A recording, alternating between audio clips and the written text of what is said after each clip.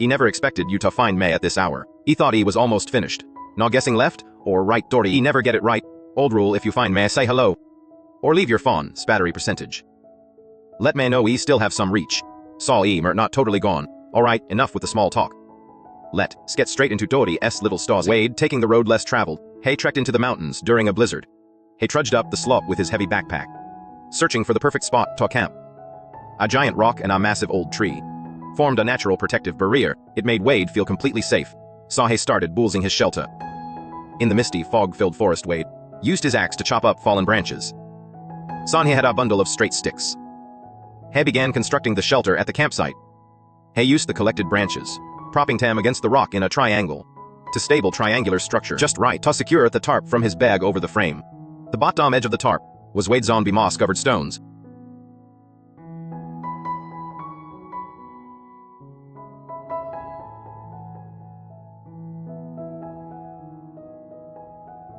To keep out the freezing wind, Wade made sure the insulation was solid. He checked every gap in the shelter and reinforced them on B1 in no time at all. A simple shelter was fully assembled. Light snow fell in the cold forest. The air was incredibly humid. To make the shelter warm and cozy, he had to start a fire quickly. To warm up the surrounding area, Wade pulled out a piece of wax, used his knife to shave it into bits, sprinkled it over the fine kindling. This makes starting a fire much easier. He saw a tiny flame. The kindling was far to ramp. It was hard to get the fire roaring. In the snow, there was only smoke, no fire. Luckily, Wade has vast wilderness experience. He kept adding more wood to the fire. As the heat slowly dried out the wood, the fire began to blaze brightly. Wade swung his axe in the snow, chopping firewood for the blaze. As long as he kept adding fuel, even if the snow fell heavier, it wouldn't. To put the fire up, flux fell continuously from the sky. Wade kept busy tending to his fire, afraid it would go out if neglected. The snowy forest scenery looked more beautiful. Like a lovely painting, Wade worked hard amidst the heavy snow. Perhaps this is the point of snow camping. Braving the wind and blizzard. In the quiet, snowy landscape, he chopped a few wooden stakes and drove them deep into the soil, setting up a simple cooking stove. This wee Wade is really cold resistant, working barehanded in such a freezing environment. If it were May, me hands would be numb. He filled a copper pot with snow and put it on the stove to melt.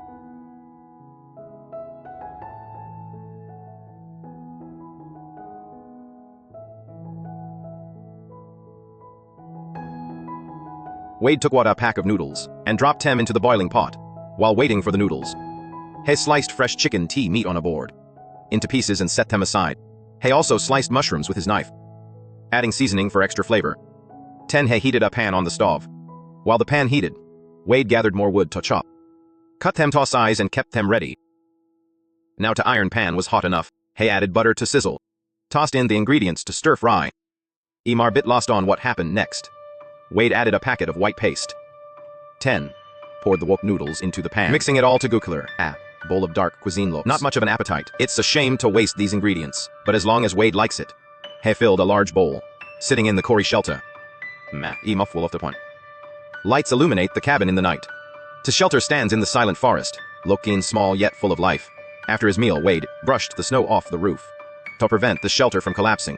It's getting late now. Wade removes the wooden support and throws the sticks into the fire. He really knows how to burn his bridges.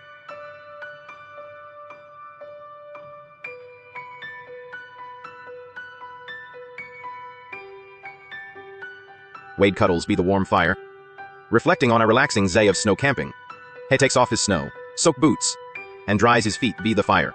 Finally, he makes a cup of hot tea, wrapping up the snow camping trip. A Korean.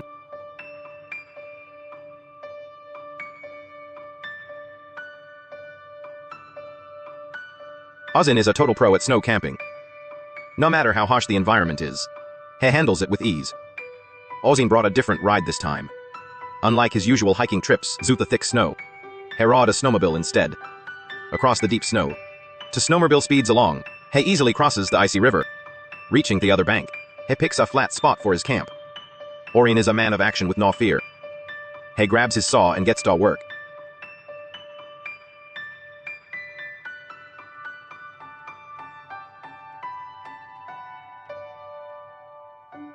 He heads to the nearby woods, selecting some gee wood, bare leafless dead tree, since they can, to blom anymore. He uses them to build a shelter. Orion carries the logs back 1by1. Leading the way, feeling warm, he takes off his heavy coat. Saw he had gathered enough to build his shelter. Because the snow is quite deep, he needs to clear as space for the shelter.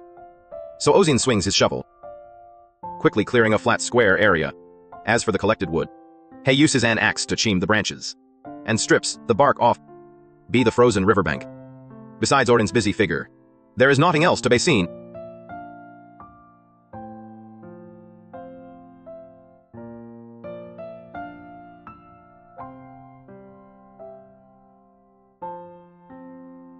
Odin makes two triangular frames with logs.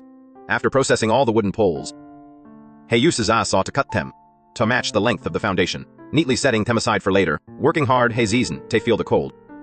But as night starts to fall, Ozin uses to trimmed branches to light a campfire with a roaring fire for warmth.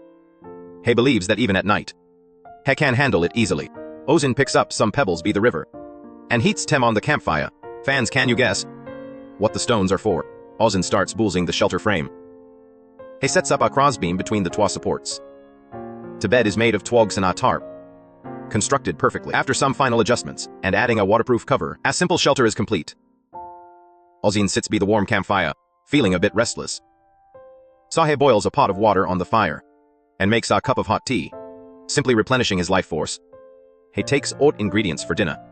He dices the fresh ham and adds it with veggies to the pot. Adding the sauce, he stews the meal over the fire.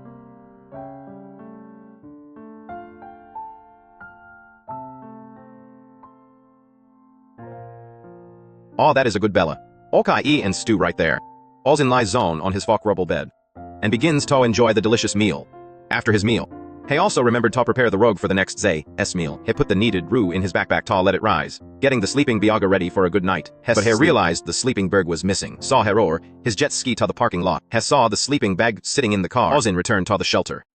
He inflated an air mattress on the large bed and laid out his thick zone sleeping bag. Right at that moment, the pebbles heating on the fire also came in handy. Ozin placed the heated pebbles under the table. He used the heat from the stones to warm to air. After everything was arranged, Ozin crawled into his sleeping bag and drifted off into a peaceful sleep. The next morning, Ozin woke up shivering. He got dressed and went outside. The campfire had already died out. He used fuel to reignite the fire. As the bonfire roared to life, Orin started preparing breakfast. He placed the jog from last night on a metal shovel to cook.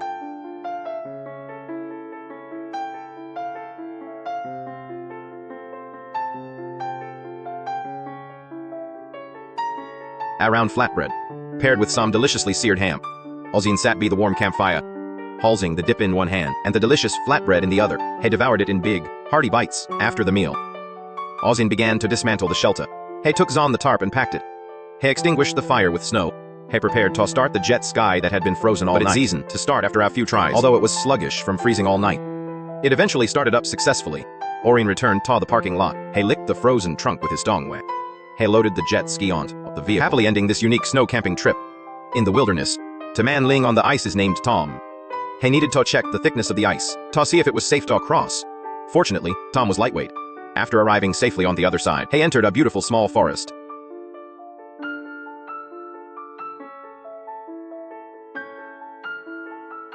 A large, dead tree had fallen on the ground. It deeply captured Tom's attention. Its perfectly positioned fallen angle was just right for building a shelter for snow camping. Tom put on his backpack and began modifying the dead tree.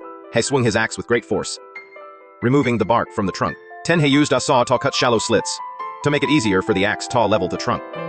Tom had crafted a surface on the tree trunk to set up his camping gear. He collected some tree bark, tearing it into strips to use as tinder. He lit a fire at his campsite. As smoke rose from the fire, the cold and quiet snow-covered land began to feel more like home. Tom assembled a shovel on the flat surface, setting it aside for later use. He chopped a tree stump with his axe to boil a pot of water by the fire. After all, construction in freezing weather consumes a lot of energy. He leaned against the trunk, refueling with food and hot tea.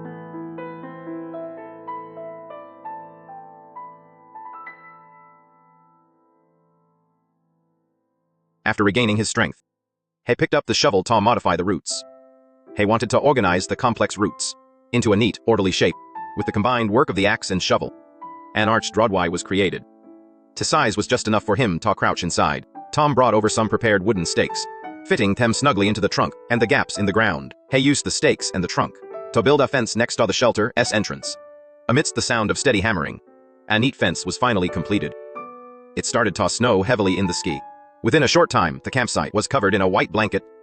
Hay continues collecting materials to build the shelter. First, Hay uses delicate pine branches behind the tree roots. Hay lays on a mat as long as he is tall. 10. Using straight wooden sticks. Hay lines them up neatly on the mat. After laying on to test it Hay finds the wooden bed quite spacious, and it is very hopeful. Hay just needs to build on wall on the bed. The shelter will be ready.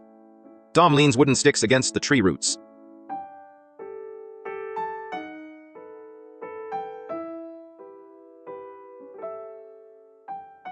Hay constantly adjusts the thickness and length of the sticks to make sure the sticks fit well against the tree roots. Hay also ensures the gaps between the sticks are as consistent as possible when two wooden sticks are arranged, forming a sturdy wall along the roots. Dom gathers some pine branches. Hay covers the wall thickly with them, weaving and sealing with pine branches. The gaps between the sticks become airtight to provide better insulation for the shelter. Tom collects some reeds. Hay adds a thick layer of insulation to the exterior. With this, to shelter the large tree is nearly complete. Hay just needs to refine a few details, and Hay can sit inside his warm shelter, enjoying the beautiful snowy view. Dom lies down in his newly built shelter to take a short rest. Hay feels the wooden bed is a bit stiff, so Hay goes nearby and collects some more pine branches to improve the comfort of the bed.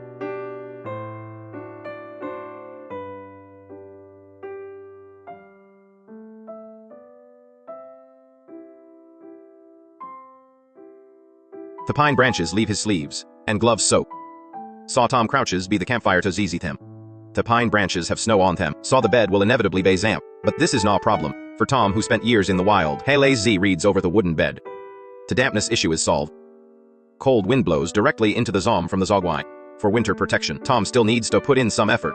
Hay chops some wooden puss. Using an axe, Hay hammers the pecks into the ground. Hay builds a low wall be the rodwai. To block the wind and snow, Tom hangs a light at the top of the zawai. For illumination, Hay also spreads a sheet over the wooden bed. Finally, Hay just needs to secure the windbreak wall. The shelter is now ready for occupancy. Camping in the snowy mountains. A campfire is the only way to ensure Hay doesn't to freeze. So Tom's next task is to chop plenty of firewood, providing a steady supply of fuel for the fire.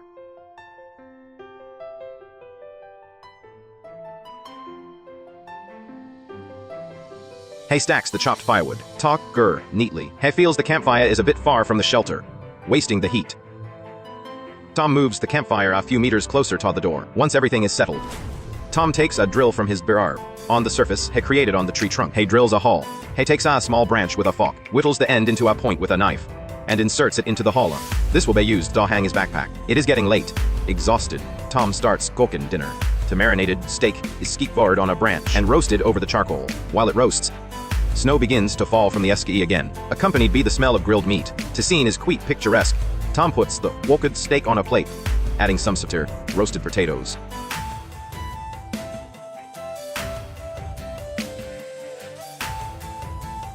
Sitting in his warm shelter, Hay begins his mealtime. After a hearty meal, Tom crawls into his warm sleeping bag, reading a bedtime story inside the shelter. Time flies by. Son, it is late at night.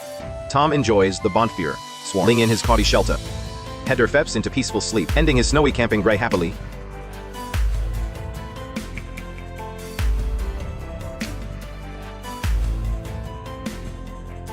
Val and his dog were a great team.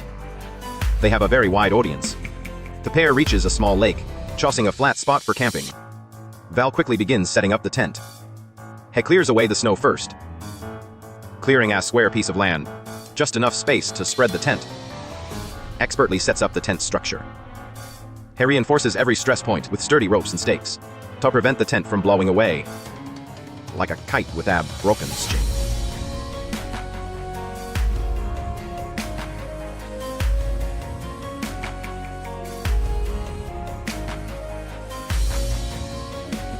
In the blink of an eye, the tent is ready for man and dog. In the freezing, icy wilderness, inside a tin camping tent, a stove is needed to keep warm. Val places the stove in the corner, feeding the flue of the tent paused. Hay breaks some Z branches nearby and brings them inside. Hay lights the stove with kindling. As smoke rises from the chimney, the quiet lake ripples gently. Val and his dog play by the lake. Tired, they return to camp. Hay takes out the ingredients. Fresh lamb bones go in the pot, adding some clean chicken blood.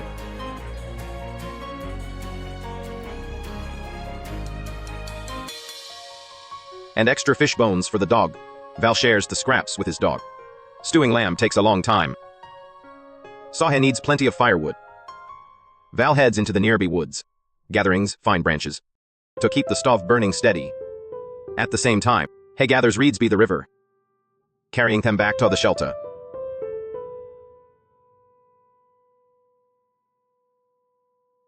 Lying them thick on the floor, as a base for his sleeping area. The meat stews slowly on the stove. Val lays a gramp-proof mat on, and an inflatable mattress top. What here be the cold, zamp lake. Every precaution must be taken. The dog circles around the tent. Val takes out his fishing rod, starting to fish at the lake. Cast after cast, null up. He heads back to check the stew. The dog circles around the tent again. The lamb bones are tender and soft. The aroma fills the entire tent. Val serves a big plate by the lake. Time for a hearty meal. Then the spot he choss. He worry he might slip into the lake. As the sun set, Val returns to the tent, boiling water on the stove. He has tea and drifts to sleep. Early the next morning, the dog waits outside for Val. Harry lights the cold stove. They exercise in the snow together.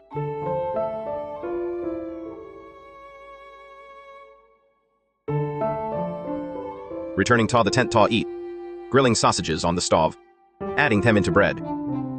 Val sits by the warm stove, enjoying a simple breakfast. Since yesterday's fishing failed, he tries his luck at the lake again. He casts his line repeatedly, but no fish bite. Val decides to move locations, packing up and dismantling the stove, cleaning out the ashes, to continue his snowy journey.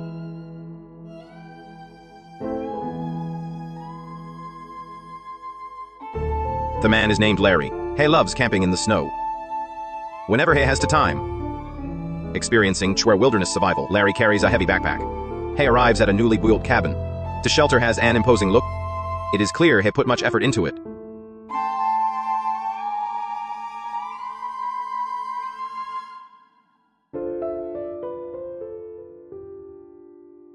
After he pushes open the door, he hangs his backpack on the wall. He sits at the table to rest for a bit. It feels very because it has been vacant. The dome is very cold. Larry starts by clearing out the fireplace. He steps outside to grab some prepped wood. Bringing it back inside, he chops it into smaller pieces. He whittles some wood shavings with a knife. This helps ignite the logs easily.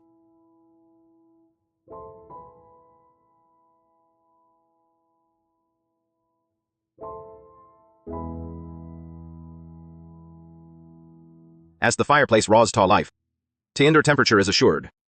To luxurious wooden shelter, with a smoke rising in the snow, it looks full of life. Larry brings more wood into the cabin. He stacks them neatly by the hearth, with everything properly arranged. To indoor temperature is enough for him to remove his coat. The man sits by the window, putting his coffee into a small tin. He prepares to brew coffee over the fire. Rock sugar is of course essential.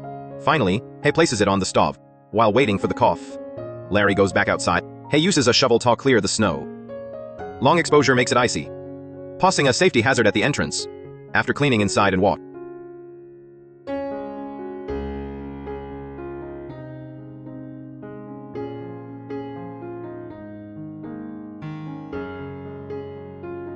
he lays on a rug on the floor. Be now, the coffee is ready. He takes the steaming cup outside. While sipping his coffee, he admires the beautiful snowy view. Larry sharpens his axe with atune. Then he heads to the small yard. He begins the task of chopping. Essential for winter camping, after all in this cold. As long as the fire keeps burning, the cabin stays warm enough. Larry swings the axe in the light. He chops the logs with ease. The sound is quite satisfying. He takes the chopped firewood, pushes it to the entrance, and stacks it neatly for later.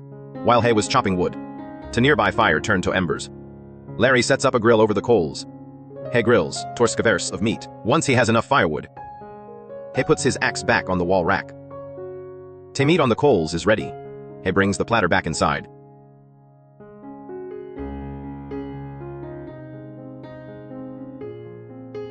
He melts a pot of stew on the hearth, feeling like there is too much gear.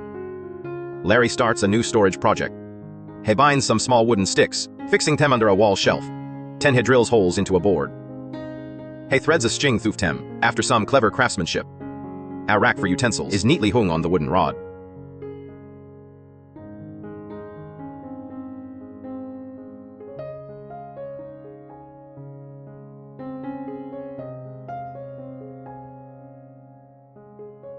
It not only saves some space, but keeps the cabin tidy. Larry selects a book from his shelf to enjoy. The potato stew is simmering away. He lights a candle on the table. He lies on the bed to read and relax. Evening arrives, time for dinner. Larry takes out the grilled ski, along with escoff tea, stewed potatoes, inside his cozy shelter. He enjoys his hearty meal.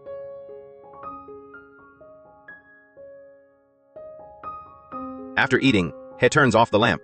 He climbs into his warm bed to sleep.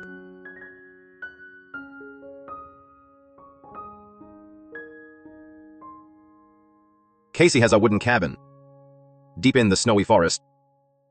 His main purpose for visiting, besides enjoying winter camping, is to feed the wild birds that live in the cold.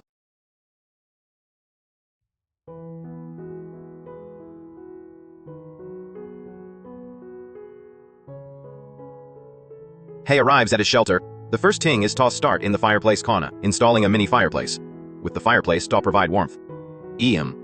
It will be very comfortable to live in. Casey heads nearby. A tall tree is his target. He swings his sharp axe to chop off the dead branches. Ten saws the trunk into pieces, carrying it back to the shelter, ready to turn decay into something amazing. In the vast white snow, Casey plans the size of his project, cutting the wood into equal lengths. 10 splitting them into 4 pieces. The center of the split log needs to be removed with an axe, leaving a flat, even surface. Finally, the 4 split logs are joined back to gook, creating a hollow log section, used to make an automatic bird feeder. After all, it's snowing all winter in the woods. The ground is covered in thick snow. The birds living in the forest have a hard time finding food. The kind-hearted Casey decides to spend the day boozing several automatic feeders. Time passes and it is already night. Casey boils a pot of water on the fireplace. 10 sits by the warm fire, continuing to polish the wood with his knife, polishing the 4 boards until smooth, fitting them tucked tightly, binding them firmly with string. A hollow wooden bucket is complete.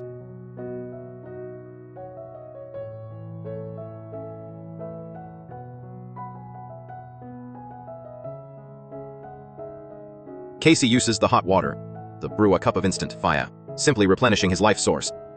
He did nothing else all night, focused entirely on boozing the feeders. Once the 4 handmade feeders are half finished, Casey brings fresh beef to the cutting board, slicing it into pieces, heating oil in a pan on the fire, adding the beef to salt there, and of course onions for flavor. The beef turns a rich red color. It looks very appetizing. Once the beef is medium rare, Casey takes the juicy meat and eats it.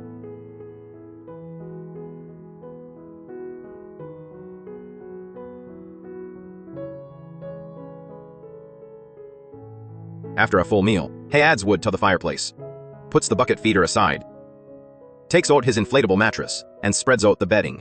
He places the bird food by the fireplace, removes his thick snow boots, and falls soundly asleep. Early the next morning, looking out the window, it's clear. The sun is shining bright. Casey heads outside to perfect the feeders.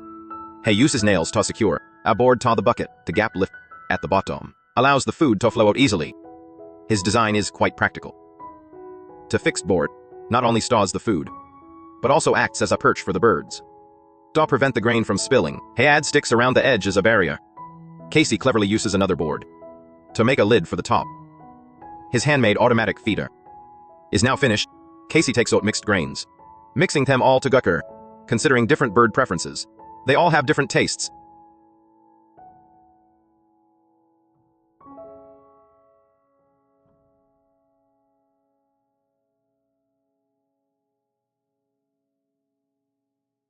He ties the feeders to the trees, posing food in from the top, a full bucket of grain, enough for the birds to eat for a while.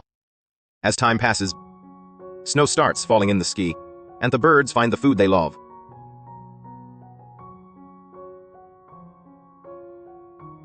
Casey puts on his backpack.